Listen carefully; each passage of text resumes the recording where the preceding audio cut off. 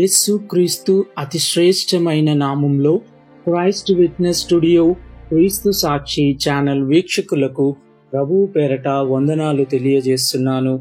బైబిల్లో మనం చూస్తే అబ్రహాము ఎప్పుడైతే దేవుని పిలుపును అందుకున్నాడో అప్పుడు అతను తన దేశమును, తన బంధువులను, తన తండ్రి ఇంటి వారందరినీ, తనకున్న సమస్తమును వదిలి దేవుడు చూపించిన దేశముకు వెళ్ళాడు.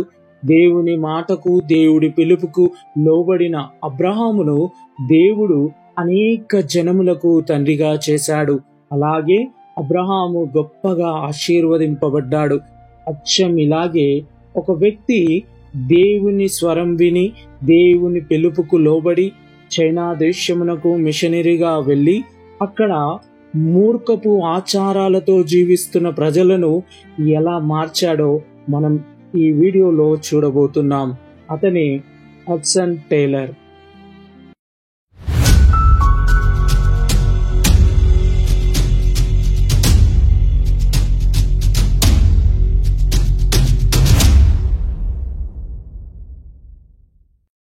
హడ్సన్ టేలర్ 1832 మే 21వ తేదీన ఇంగ్లాండ్లోని ఎరుషైగి అనే స్థలములో జన్మించాడు.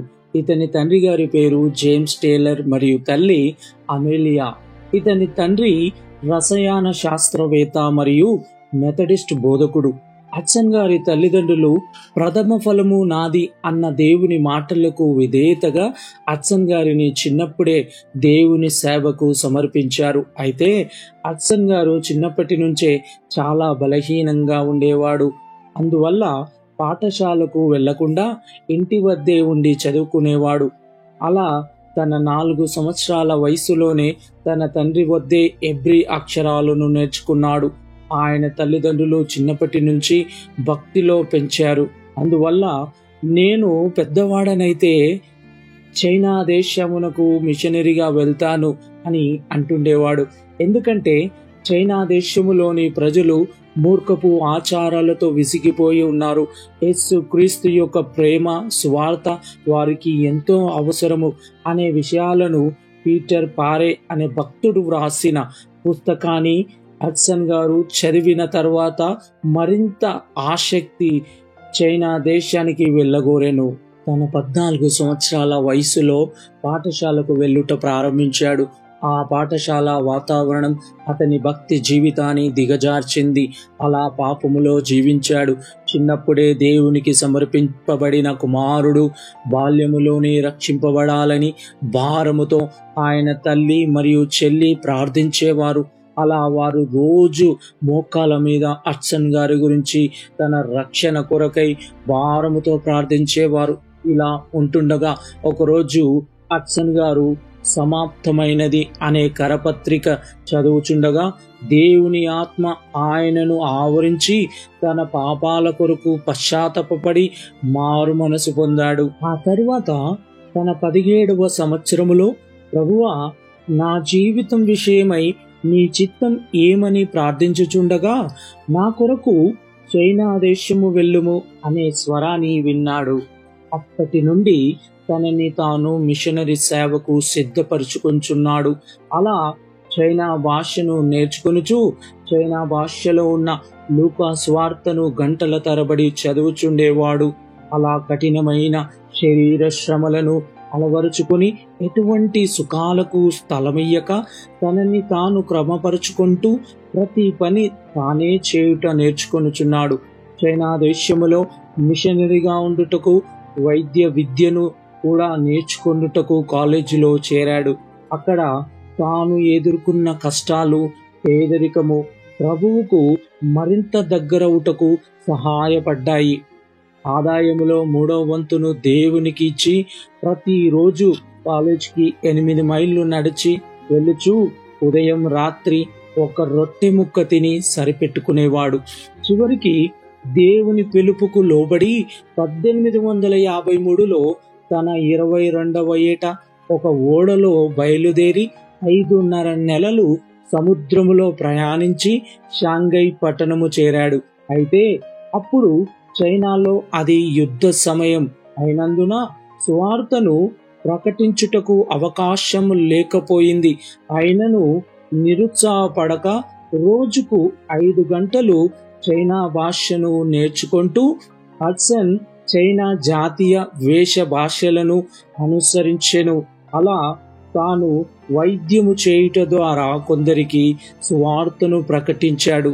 హడ్సన్కు నివసించుటకు సరి అయిన ఇల్లు, తినుటకు ఆహారము లేకపోయినందున ఆరోగ్యము క్షీణించినప్పటికీ ప్రభువు నన్ను ఒక్కొక్క అడుగు నడిపిస్తున్నాడు.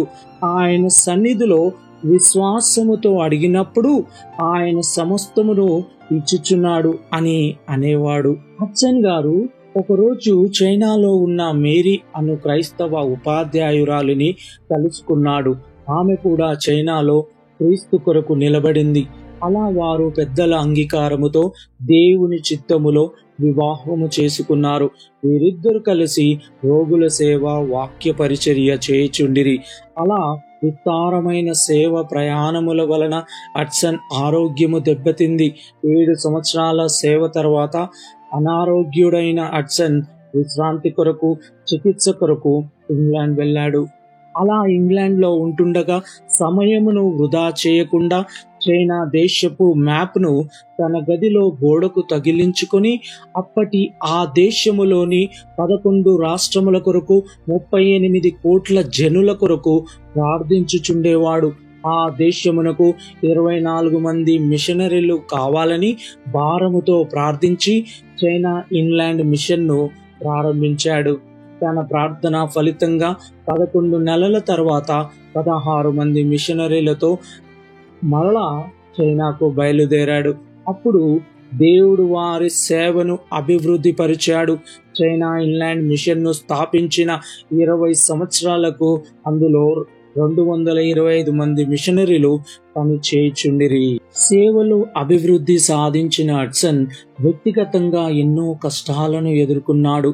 12 సంవత్సరాలు ఆయన సేవలో తోడుగా ఉన్న ఆయన భార్య మరియు వారి 3 కుమార్తెలు ఆ దేశములోని అనారోగ్య పరిస్థితులను బట్టి మరణించారు. అలాగే తన వెన్నుముక్కకు గాయమై కొన్ని నెలలు పడకలో ఉండవలసి వచ్చెను. పడకలో ఉండి కూడా చైనా కొరకు ప్రార్థించేవాడు. హడ్సన్ తను ప్రారంభించిన సేవ కొరకు ఎవరిని కూడా ఆర్థిక సహాయాన్ని ఎప్పుడు అడగలేదు. కానీ ప్రతి అవసరతను దేవునికి తెలియజేసేవాడు. హడ్సన్ ఒక మాట అనుచుండేవాడు, దేవుని చిత్తములో చేసిన దేవుని సేవకు దేవుని సహాయము తక్కువ కాదు అని. అలా హడ్సన్ గారు సువార్తను ప్రకటించి అనేక ఆత్మలను సంపాదించాడు. ఒకసారి ఒకరు హడ్సన్ను ఇలా అడిగారు, నీలాంటి వాడు ఇంతటి గొప్ప కార్యాలను సాధించడానికి ఎలా సాధ్యమైంది అని ప్రశ్నించారట. అందుకు హడ్సన్ గారు, ఆ ప్రభు ఎంత శక్తిమంతుడో నేనంత బలహీనుడనో నిరూపించేందుకు ఆయన తన కృప ద్వారా బలహీనుడనైన నా వలన ఆయన బలమైన కార్యములు జరిగించాడు అని జవాబు ఇచ్చాడు. చివరికి 1905లో డిసెంబర్ 22న చైనా దేశములో మరణించి ప్రభు సన్నిధికి చేరాడు. బైబిల్లో మనం చూస్తే దావీదు బలహీనుడు మరియు చిన్న బాలుడు. కానీ దేవుడు ఆయనను వాడుకున్నప్పుడు, దేవుడు ఆయన తట్టు ఉన్నప్పుడు దావీదు బలవంతుడైన గొలియాతును ఎదుర్కొని జయించాడు. డియర్ ఫ్రెండ్స్, దేవుడు ఎప్పుడు కూడా బలవంతుని ఎన్నుకోడు. ఒక బలహీనుని ఎన్నుకొని బలవంతుడిగా మార్చి తన కృప ద్వారా బలమైన కార్యాలు జరిపిస్తాడు. అలాగే మనము బలహీనంగా ఉన్నప్పటికీ దేవునిపై ఆధారపడి జీవిస్తే దేవుడు మన ద్వారా బలమైన విశ్వాస కార్యాలను జరిపిస్తాడు. ఆమేన్. సమస్త ఘనత మహిమ ఆయనకే చెల్లునుగాక.